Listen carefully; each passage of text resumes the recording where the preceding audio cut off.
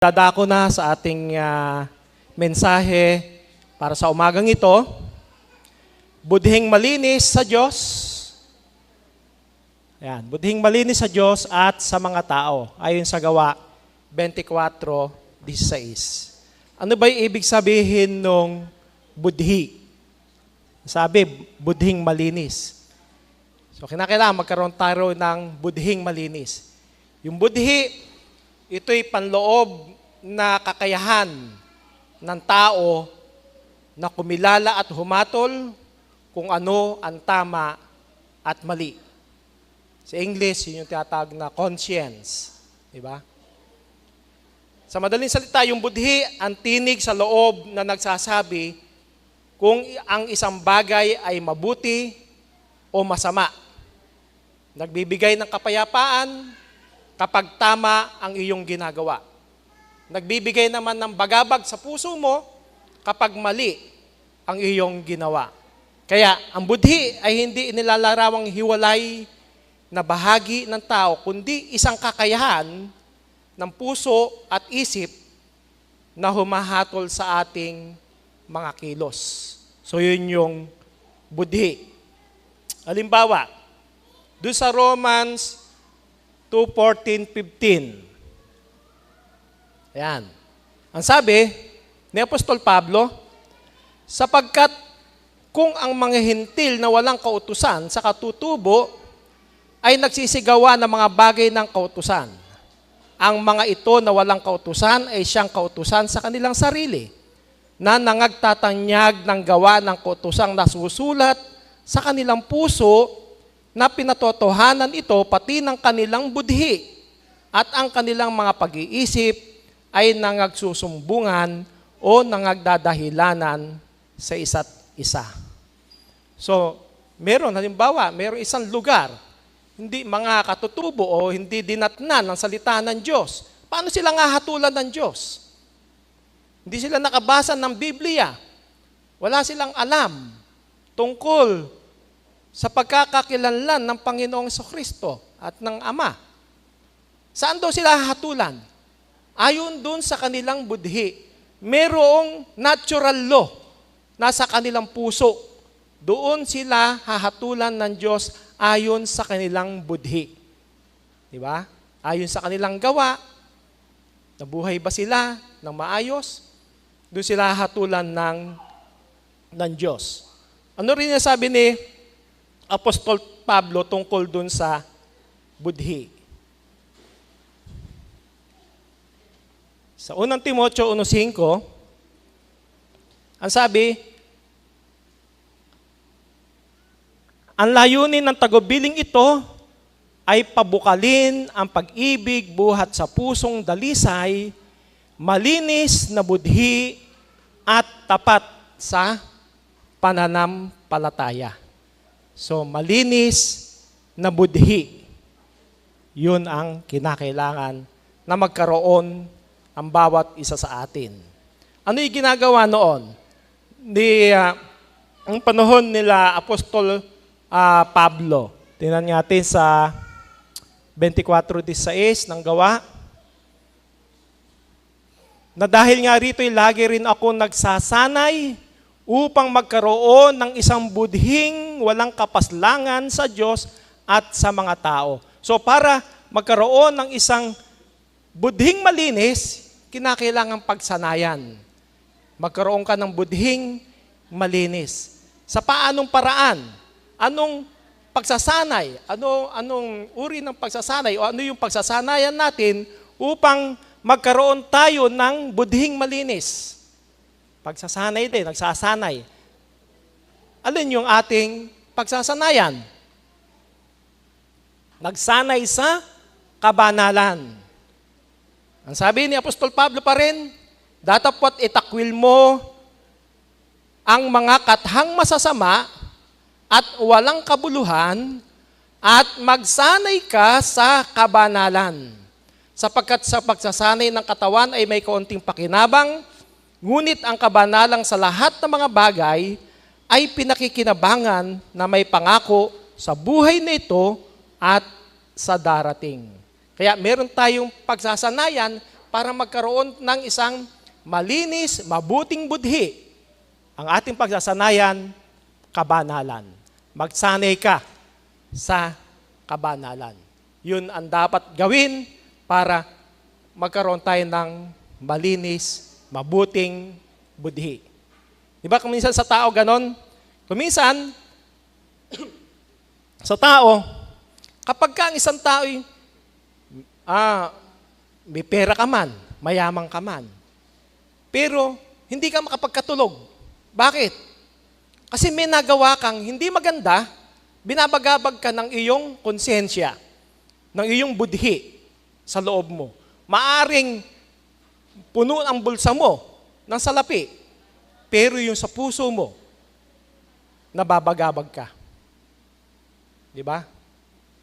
Ngayon, kahit mahirap ka, mayamang ka, basta hindi ka gumagawa ng masama, alam mo na ang iyong kinita ay galing sa mabuti, makakatulog ka ng payapa. Dahil malinis ang budhi mo, wala kang inapakan, wala kang ginawan ng masama. Diba? Yun ang dapat na gawin naman natin. Ngayon, bakit dahil kung tayo nagsasanay, yung doon sa gawa ng kabanalan, na ipinapakita doon yung tunay na kapayapaan. Kapag ka nasa atin yung pagsasanay ng kabanalan, meron tayong kapayapaan sa ating puso, sa ating isipan. No? Kaya, hindi ang buhay ng tao, hindi nakasalalay din doon sa dami ng ari-arian, kundi sa kalagayan ng ating budhi. Maging si Apostol Pablo di ba? Ang sabi niya, doon sa pinuno ng mga hukuman, marami nag-aakusa sa kanya. Pinararatangan siya. Pero ano ang sabi ni Apostol Pablo? Pinagsisikapan ko tuwina na maging malinis ang aking budhi sa harapan ng Diyos at ng tao. Sabi ni Apostol Pablo, pinagsisikapan ko tuwina. Ano ba yung sabi ng tuwina? Palagi. Pinagsisikapan niya na palagi siyang maging malinis yung kanyang budhi sa harapan ng Diyos at sa harapan ng mga tao. Kahit nandoon yung mga pag-alipusta, pagparatang sa kanya ng mali, ang mahalaga sa kanya, malinis yung budhi niya. At pinagsisikapan niya yon na ginagawa niya sa tuwina o palagi na nagnanais siyang maging karapat-dapat sa Diyos. Ngayon, paano magkakaroon ng malinis na budhi sa Diyos at sa mga tao? Isa sa paraan, tilakay sa ating sa ating Bible study, ang sabi, dumaan sa tunay na bautismo at humiling ng mabuting budhi. Ang sabi ni Apostol Pedro, na ayon sa tunay na kahawig, ngayon nagligtas sa makatwid bagay ang bautismo.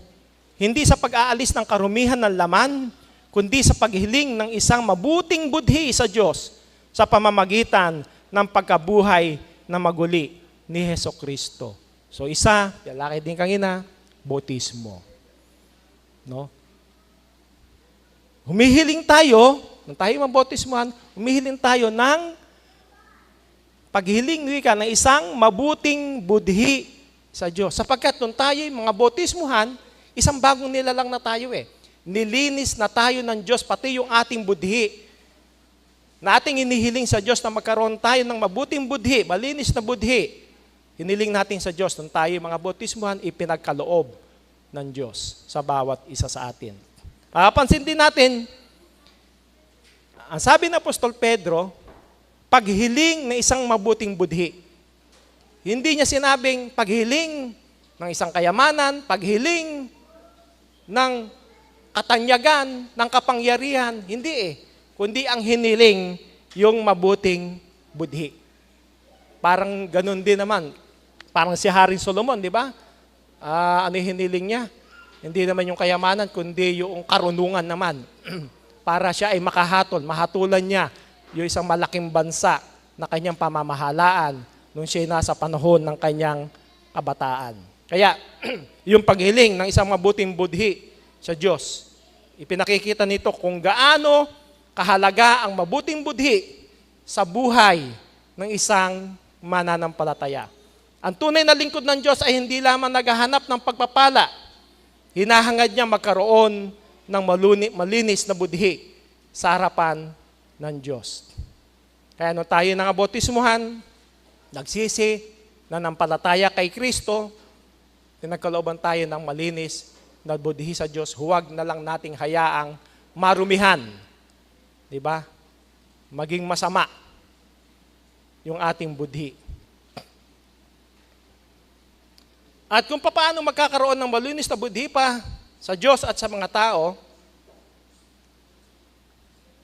sa pamamagitan ng tunay na pagsisisi at pagtatapat ng kasalanan. Aking kinikilala ang aking kasalanan sa iyo at ang aking kasamaan na hindi ko kinubli. Aking sinabi, aking ipinahayag ang aking pagsalangsang sa Panginoon at iyong ipinatawad ang kasamaan ng aking kasalanan. So, nandun naman, yung hindi tayo nagkukubli ng ating kasalanan sa Diyos. Parang yung sa, madalas natin na ibibigay na halimbawa, yung nananalangin, di ba? Ayun, nabanggit din kanina nating mahal na elder na may nananalangin, puro sa kanya, tapos puro yung isang kasama niya pa ang sinisiraan, may tayo lang yung kanyang sarili. Hindi ganun. Imbis na aminin mo yung iyong kasalanan, nanirapan ng kanyang kasama. Diba? So, pagdating doon sa ating paglilingkod sa Panginoon, hindi rin naman tayo makapagtatago o makapaglilihim sa Diyos. Lahat ng bagay hayag sa Diyos. Pati kalit-liit ang ating ginawa at inisip, alam ng Diyos. Kung tayo nagkasala, huwag na tayong magkubli. Huwag na nating itago, kundi ipahayag natin. Di ba? Para magkaroon ng kaluwagan yung ating puso. Pero kasing taong gano'n, hindi niya matanggap yung kanyang nagawang pagkakamali, pagkakasala. Hindi niya matanggap. Kaya, nandun pa rin siya, nabubuhay siya doon sa, nandun pa rin yung bigat na kanyang dinadala, hindi nawawala. Hindi ba pagka may problema lang ang tao? Hanggat hindi mo inihihinga yung iyong problema, meron ka na, hindi mo pa naikukwento sa iyong kaibigan o sa iyong asawa, sa iyong kasama sa bahay, nandun pa rin yung bigat. Pero pagka naihinga mo, no? Sa mapagkakatiwalaan mo, gumagaan ang iyong kalooban. Gayon din naman, pagka tayo nagkakasala, huwag na matigas na para bang wala kang nagawang kasalanan. Ihingi mo na lang ng kapatawaran sa Diyos. Kasi parang, sabi nga, yung budhi, para ding salamin. No? Kapag ka nadumihan ng kasalanan, yung ating budhi, mawawala yung linaw. Diba? Yung parang salamin, pagka nadumihan, pag nagsalamin kang ganun, malabo na eh. Di mo makita mabuti yung iyong sarili. Pero, pagka walang, yun ay malinis, makikita mo ng maganda yung iyong sarili. Gayon din naman, pagdating doon sa paghingi ng kapatawaran sa ating mga kasalanan. Hindi nalilinis ng budhi sa pagtatago ng kasalanan, kundi ang pag-amin nito sa Diyos. Maraming taong gustong takpan yung kanilang pagkakamali. Ngunit habang itinatago mo yung iyong pagkakamali, yung iyong kasalanan, lalo lang itong dumarami, lalo lang itong bumibigat. Kaya kinakailangan, ipahayag mo, sabi naman sa Panginoon, sabi naman ng banal na kasulatan, di ba? Pahayag natin sa Diyos. Tapat ang Diyos na tayo patatawarin sa ating mga kasalanan. Kaya yung unang hakbang sa malinis na budhi ay pagsisisi sa ating mga nagawang mga kasalanan. Parang si Haring David, di ba? Nung magkasala siya sa Diyos, pinuntahan siya ni Propeta Nathan, sinabi sa kanya kung ano yung nagawa niyang kasalanan doon kay Bathsheba. Ano ang ginawa ni Haring David? Tinago ba niya? Kinubli ba niya? Ikinaila ba niya? Hindi. Nagsisi siya. Ano ang sabi niya sa Diyos? Likhaan mo ako ng isang malinis na puso, O Diyos, at magbago ka ng isang matuwid na espiritu sa loob ko. nagsisi siya sa kanyang kasalanan, humingi ng kapatawaran sa Diyos, at humihiling sa Diyos na baguhin, bigyan siya ng isang malinis na puso, na isang matuwid na espiritu sa loob niya. So, paghiling. Tayo man, kung tayo nagkakasala, nandoon yung ating paghingi ng kapatawaran at paghingi ng tulong sa Panginoon upang hindi na natin magawa yung mga bagay na ating ipinagkakasala. Kailangan talaga ipahayag natin. Hindi pwedeng, pag nagkasugat ka, tatakpan mo lang. Di ba? Hindi mo nagagamutin, hindi mo man lalagyan ng betadine pag nagkasugat ka. Tinakpan mo lang. Ano mangyayari doon? Baka may infection yun.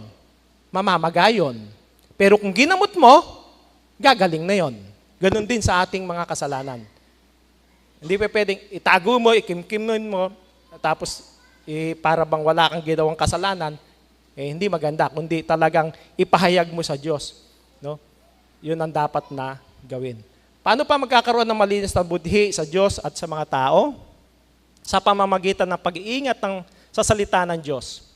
Ang salita mo'y aking iningatan sa aking puso upang huwag akong magkasala laban sa iyo.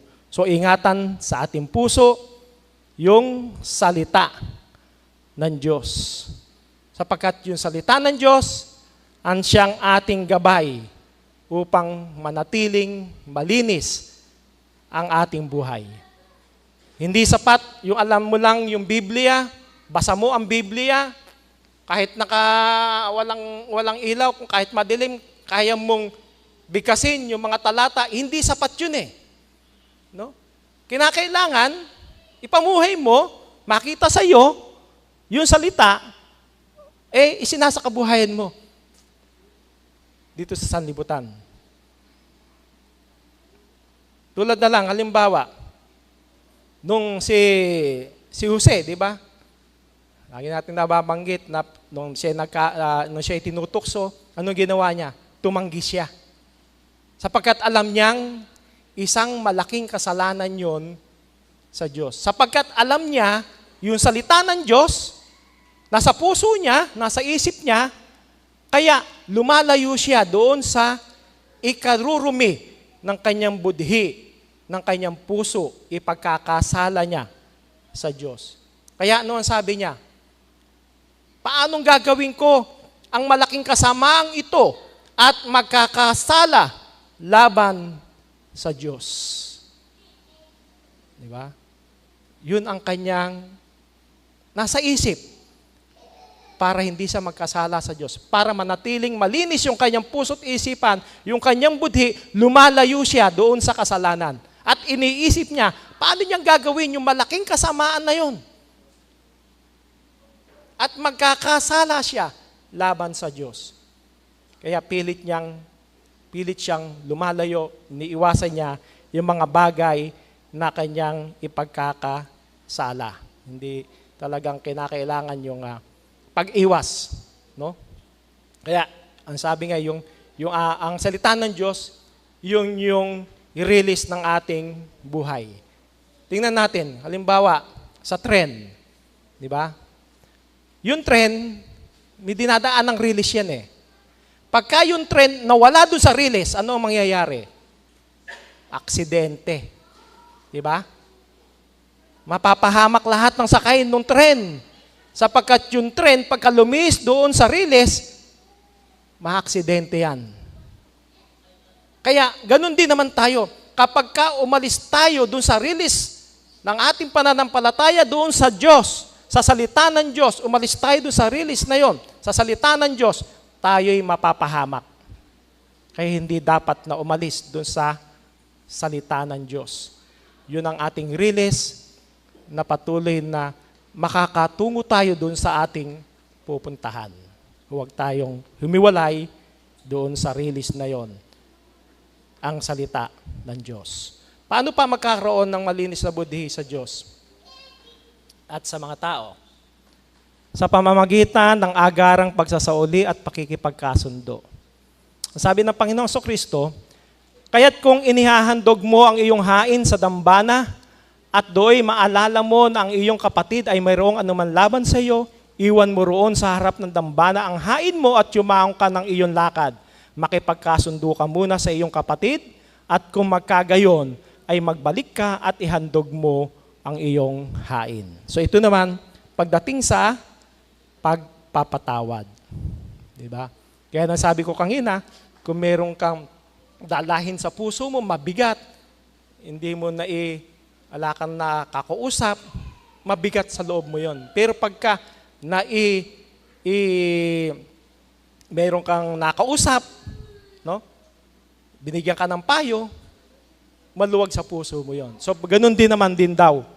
Pagdating sa kapatiran, sa pamilya, ganun din na kinakailangan talaga yung pagpapatawad. Kaya nga sabi, sa pamamagitan ng agarang pagsasauli at pakikipagkasundo. Makipagkasundo ka sa iyong kapatid. May mga pagkakataong ang budhi ay nabibigatan dahil may taong nasaktan o nadaya natin. Kailangan ang pagpapatawad at pakikipagkasundo. Hindi magiging maayos ang isang relasyon kung walang pagpapakumbaba. No? Kung ikaw ang nakakaunawa, ikaw ang lumapit. Para ikaw na magpakumbaba para kung ano man yung suliranin, maayos. Magpatawaran para bumalik ang kapayapaan sa isa't isa, lalo na sa isang pamilya. At sino yung nagbibigay ng malinis na budhi? Malinis na puso sa bawat isa sa atin. Awit 51:10, ang Diyos. Likhaan mo ako ng isang malinis na puso, O Diyos, at magbago ka ng isang matuwid na espiritu sa loob ko. So ito yung sinabi kanina, nabanggit natin, ni Haring David.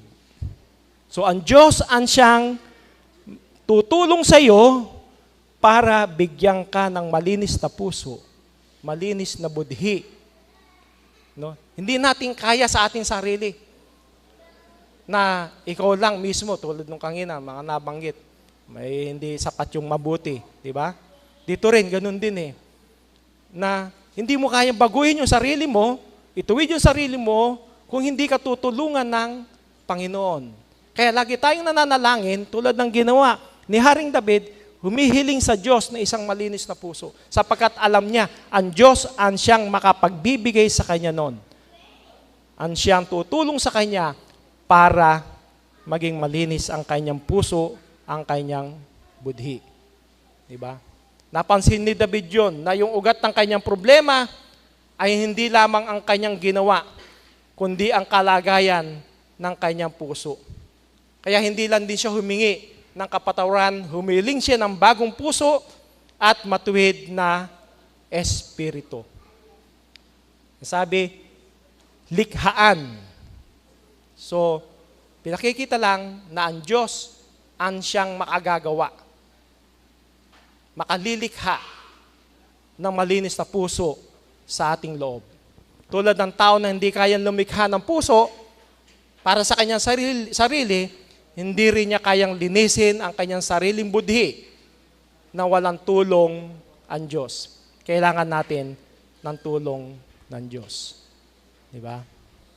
So, at kung sino pa yung makapaglilinis na ating budhi, ang Panginoong Hesukristo. Ang sabi sa Hebreo 9:14, gaano pa kaya ang dugo ni Kristo na sa pamamagitan ng Espiritu ng walang hanggan ay inihandog ang kanyang sarili na walang dungi sa Diyos, ay maglilinis ng inyong budhi sa mga gawang patay upang magsipaglingkod sa Diyos na buhay. Diba? Sa pamamagitan ng mahalagang dugo ng ating Panginoong Hesukristo, sa pamamagitan ng kanyang sakripisyo, ng kanyang kamatayan, nalinis yung ating budhi. Diba? Nilinis yung ating mga kasalanan. Pinatawad tayo ng Diyos at ng Panginoong Hesukristo sa ating mga kasalanan. Ang tao ay kayang baguhin ang kanyang pag-uugali, ngunit hindi niya kayang alisin ang kanyang kasalanan. Ang Panginoong Kristo ang siyang gumawa nun para maalis yung ating kasalanan. Ang dugo lamang ni Kristo ang makapaglilinis ng budhi. Si Kristo lamang ang makapag-aalis ng kasalanan. Di ba parang si Apostol Pablo, dating makasalanan dahil mismo yung iglesia ng Diyos ang kanyang pinag-uusig. Pero nung siya'y tawagin ng Panginoong Kristo, nilinis siya ng Panginoong Kristo. Nilinis ang kanyang buhay para makasunod sa ating Panginoong Kristo.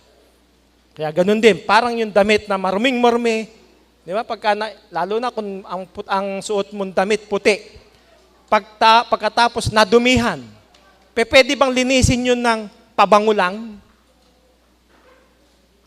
Hindi ka magpapalit ng damit, narumihan na yung damit mo, ang gagawin mo lang, pabango ka na lang ng pabango, pero hindi mo naman nilalabhan yung iyong damit, mananatili pa ring marumi ang iyong damit. So kinakailangan, labhan mo yung iyong damit para maging malinis. Ganon din naman. Ang ipinanglinis sa ating kasalanan, ang mahalagang dugo ng ating Panginoong Hesukristo. Kaya tayo'y malinis na, nilinis na tayo ng mahalagang dugo ng Panginoong Kristo. Huwag na nating hayaan pang madumihan tayong muli. Bumalik sa pagkakasala. Ano pa ang dapat gawin ng tao upang manatiling malinis? Ang budhi, iwan ang dating masamang pagkatao. At inyong iwan tungkol sa paraan ng inyong pamumuhay na nakaraan ang dating pagkatao na sumama ng sumama ayon sa mga kahalayan ng pagdaraya. At kayo'y mga bago sa espiritu ng inyong pag-iisip at kayo'y mga bihis ng bagong pagkatao na ayon sa Diyos ay nilalang sa katwiran at sa kabanalan ng katotohanan. So, iwan na yung datihang pagkatao na sumamaro ng sumama. Magbihis tayo ng bagong pagkatao. Di ba? Mabuhay na tayo ayon dun sa kalooban ng Panginoon. Di ba? Ang sabi ni Apostol Pablo, kung sino man ay na kay Kristo, siya'y bagong nilalang. Kaya kinakailangan, mabuhay tayo kay Kristo. Di ba? Ang sabi sa banal na kasulatan din, si Apostol Pablo rin na may sabi, na ang mabuhay ay si Kristo, ang mamatay ay pakinabang. Kinakailangan lang na tayo'y mga banal, no? Iwan na kung ano yung nakaraan na mga masasamang bagay, mula nang tayo'y sumampalataya, mabautismuhan, lumakad na tayo ayon doon sa kalooban ng Panginoon. Diba? Kung naging marumi yung ating budhi, yung ating puso't isipan, yung ating gawa, noon, ngayon, nilinis na tayo, huwag na nating hayaan pang ito'y madumihan. Kaya yung tunay na lingkod ay may pagbabago ng buhay. Hindi na siya nananatili sa dating ugali. Di ba parang yung nahuling babae sa pangangalo niya, nung inilapit sa ating Panginoon Kristo, pinahatulan, pero hindi hinatulan ng Panginoong Kristo. Ano ang sabi ng Panginoong Kristo? Humayo ka, huwag ka nang magkasala. Di ba? Huwag ka nang magkasala. Hindi siya hinatulan, kundi sinabi sa kanya ng Panginoong Kristo, huwag ka nang magkasala. Tayo man ganun din. Diba? Kung noon naging makasalanan tayo, ngayon huwag na tayong maging makasalanan pa. Huwag na tayong magkasala, gawin na natin ang kalooban ng Panginoon. Ano pa ang dapat gawin ng tao upang manatiling malinis ang budhi? Regular na magsuri ng sarili. Examine yourselves. Siyasatin ninyo ang inyong sarili kung kayo'y nangasa pananampalataya. Subukin ninyo ang inyong sarili. Hindi baga ninyo nalalaman sa ganang inyong sarili na si Jesucristo ay nasa inyo, maliban na nga kung kayo'y itinakwil na. So kinakailangan pala, self-evaluation. Siyasatin, suriin natin yung ating sarili. Diba? Lagi natin nababanggit sa maghapon. Pagdating nung gabi, nag-iisip tayo, ine-examine natin yung sarili natin, sinusuri natin, ano ba mga nagawa ko ngayong buong maghapon? Ano ba nagawa kong mabuti? May nagawa ba akong pagkakasala sa Diyos? May mga pagkukulang ba ako sa Diyos? Kaya nating suriin yung ating sarili gabi-gabi, araw-araw. Para malaman natin kung pagdating ng gabi, nasuri natin, nagkamali ako sa ganung bagay. Bukas, hindi ko na gagawin yon. Bukas, babaguhin ko na yon. Diba? So, mababago natin yung ating sarili. Kung nakagawa tayo ng kasalanan yon, bukas hindi na natin gagawin. Eh, mahirap, self-evaluation, na-evaluate mo nga, na nagkasala ka ngayon, bukas, ganun na naman. Eh, hindi maganda. Walang pagbabago.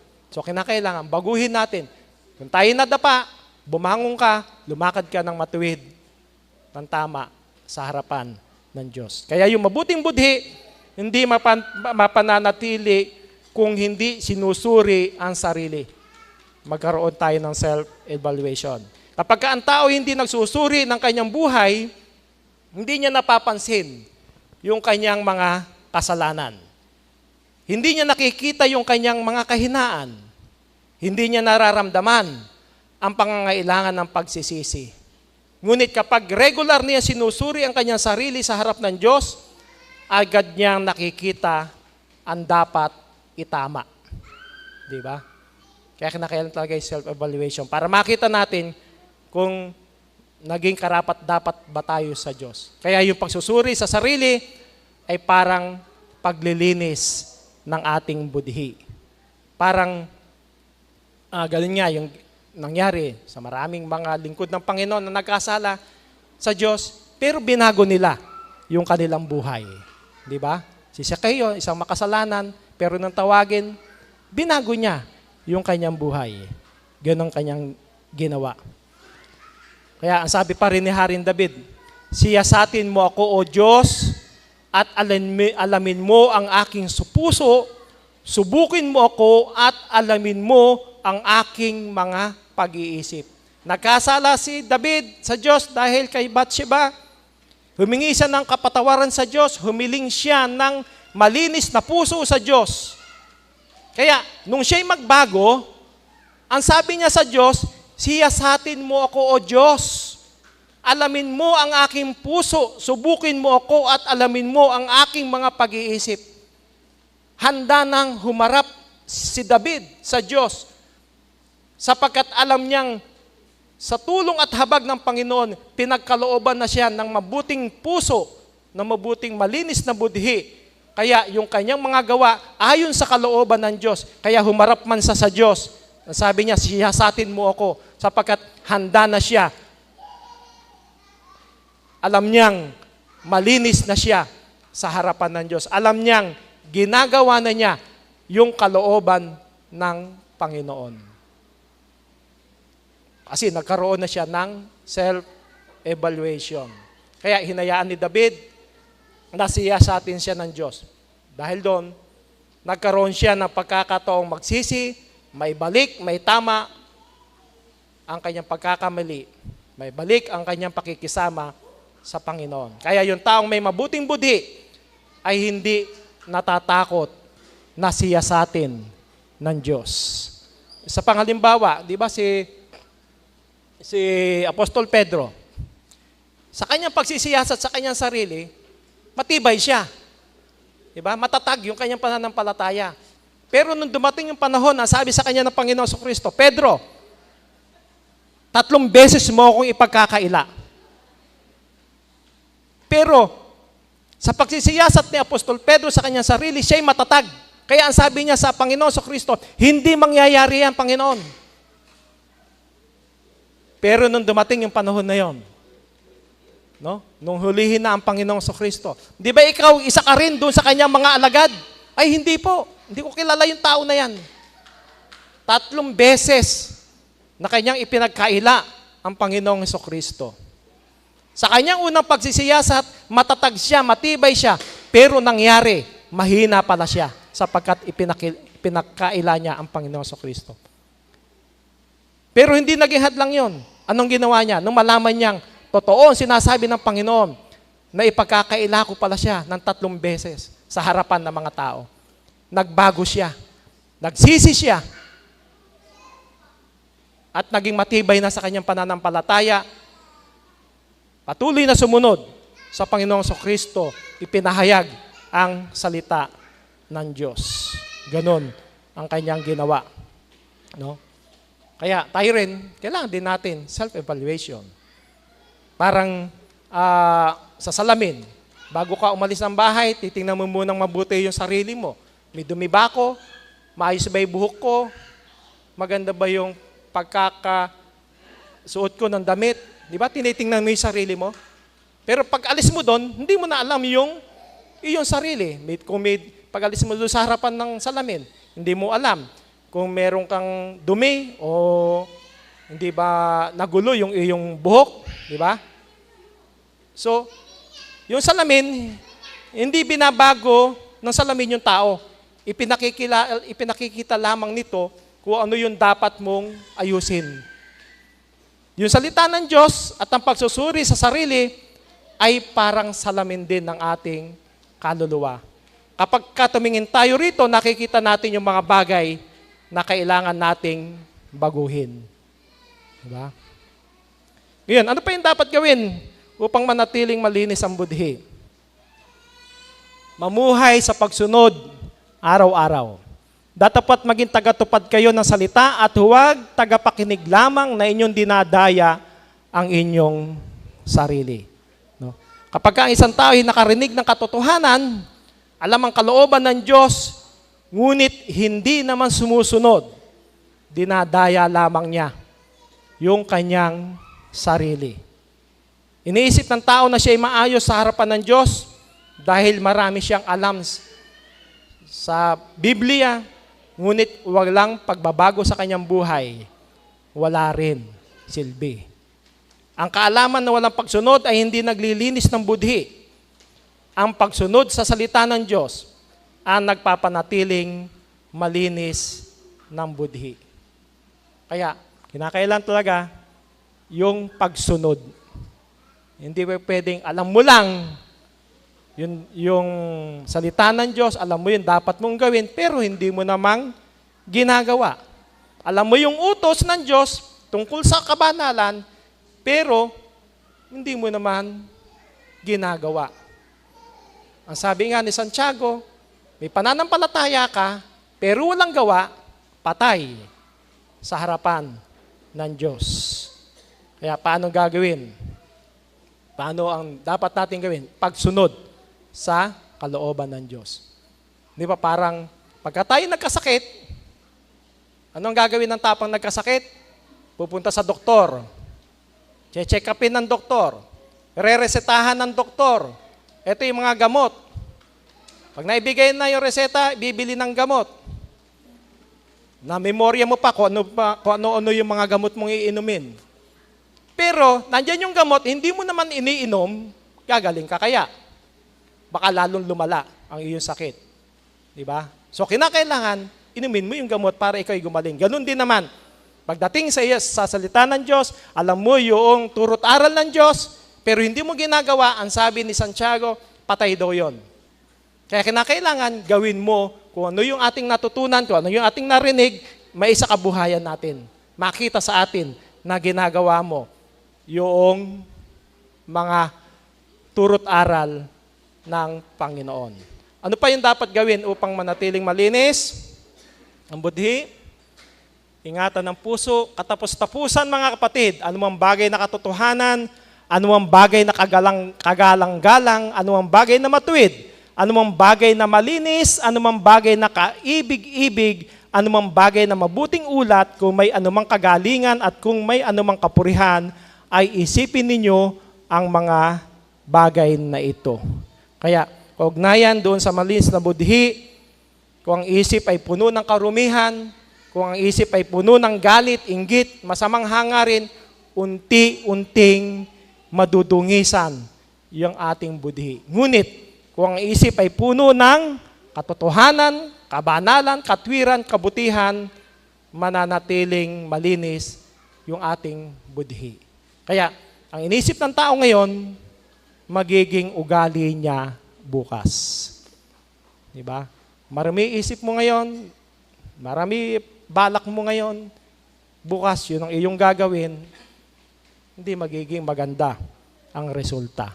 Pero kung malinis ang budhi mo, malinis ang mga plano mo sa buhay, at siya mo rin gagawin sa araw ng bukas, magiging kalugod-lugod tayo sa Diyos. Kahit saan ka mapunta, kahit sambayan ka, kahit walang kapatiran doon sa lugar na iyong napuntahan, mananatili kang lingkod ng Panginoon. Di ba parang sila Daniel nung sila'y nabihag ng Babylonia, no? Sila'y nabuhay doon sa mga pagano, pero hindi sila nahawa. Nanatiling malinis yung kanyang budhi, yung kanilang budhi ng kanyang mga kasamahan na sumasampalataya sa Diyos. Kaya yung malinis na buhay ay nagsisimula ng malinis na pag-iisip at budhi. Maganda man, kung yung ating halimbawa computer na yon, no? Dalawa pa yung kanyang screen. Maganda, may ilaw, maganda kung tingnan. Gaano mang kamahal yan, no? Pero, merong virus doon sa hard drive niya. Anong mangyayari? Magiging maayos pa ba yung panloob niya?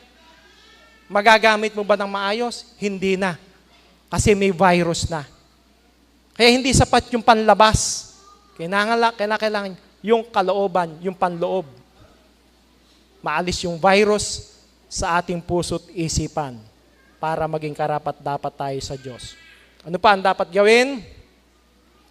Mamuhay sa pananampalataya. Sabi ni Apostol Pablo, naingatan mo ang pananampalataya at ang mabuting budhi na nang ito'y itakwil ng iba sa kanila ay nangabagbag tungkol sa pananampalataya.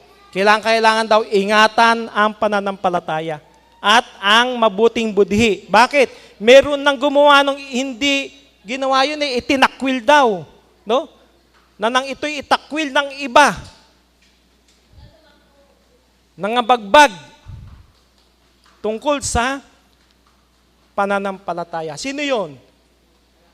Sino yung mga sinasabi ni Apostol Pablo na yon na itinakwil yung pananampalataya at hindi naging mabuti ang kanilang budhi? Ito yung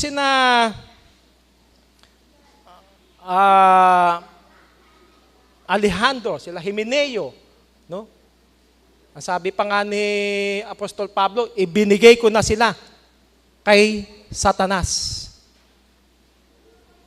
Kaya mapapansin na magkasama yung pananampalataya at ang mabuting budhi. Kapag pinababayaan ng budhi, unti-unti rin maapektuhan ang pananampalataya.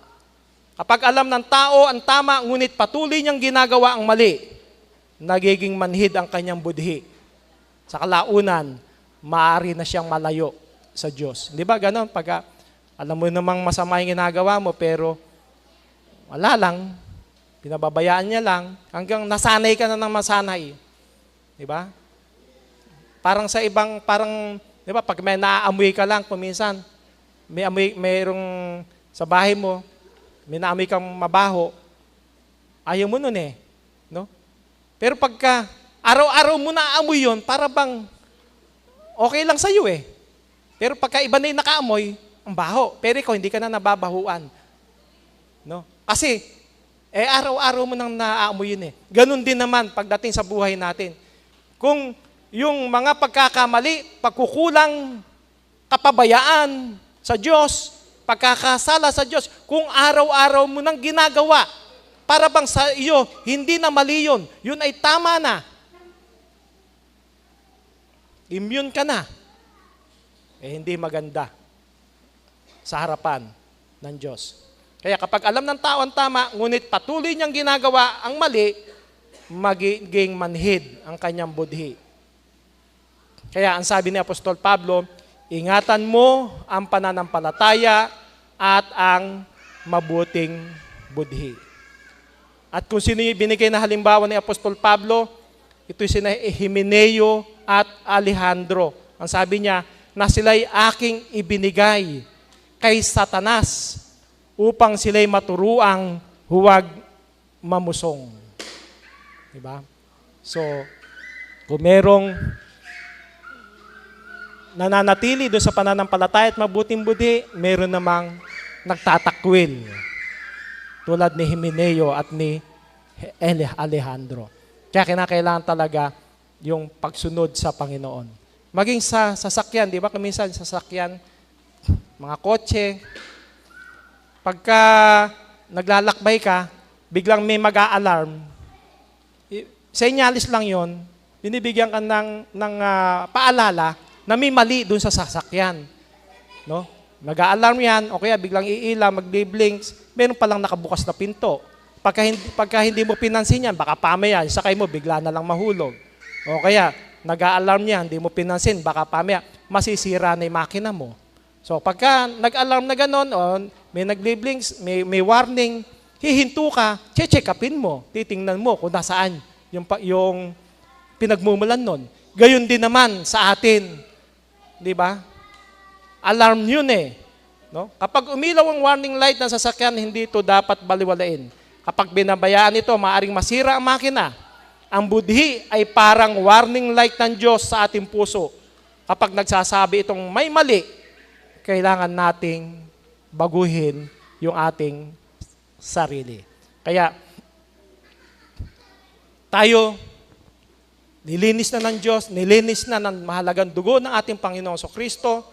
Meron na tayo isang malinis na budhi na hindi basta dumating lang, kundi nandoon ang sakripisyo ng ating Panginoong Kristo. Tulad ni Apostol Pablo, ito ay bunga ng patuloy na pagsasanay ng ating sarili na mamuhay na matuwid sa harapan ng Diyos at ng ating kapwa. Ang buding malinis ay hindi nangangahulugang tayo ay hindi na nagkakamali, kundi kapag tayo nagkamali, ay handa tayong magsisi, magpakumbaba, at ituwid ang ating buhay ayon sa kalooban ng Diyos. Hindi sapat na malinis lamang ang ating pangalan sa harapan ng mga tao kung may itinatago naman tayo sa harapan ng Diyos. Gayon din, hindi rin sapat na sabihin nating mahal natin ang Diyos kung hindi naman natin pinakikitununguhan ng tama ang ating kapwa. Kaya sikapin nating araw-araw na ingatan ang ating budhi sa pamamagitan ng pagsunod sa salita ng Diyos. Pagiging tapat sa lahat ng bagay at paggawa ng mabuti sa ating kapwa. Sa ganitong paraan, magiging payapa ang ating puso at magiging kalugod-lugod ang ating pamumuhay sa Diyos. Naway maging hangarin nating lahat ang magkaroon ng budhing malinis sa Diyos at sa mga tao, sapagkat ito ang tanda ng isang buhay na tunay na sumusunod sa Diyos at sa ating Panginoong Hesukristo. Isang magandang umaga po sa ating lahat. Maraming salamat, Elder Ferdinand A. Lorido, para sa magandang mensahe. At sa ating pong pagtatapos, tayo po awit ng awit panalangin, numero 44, at pauna pa tayo sa panalangin ng ating mahal na kapatid, Sister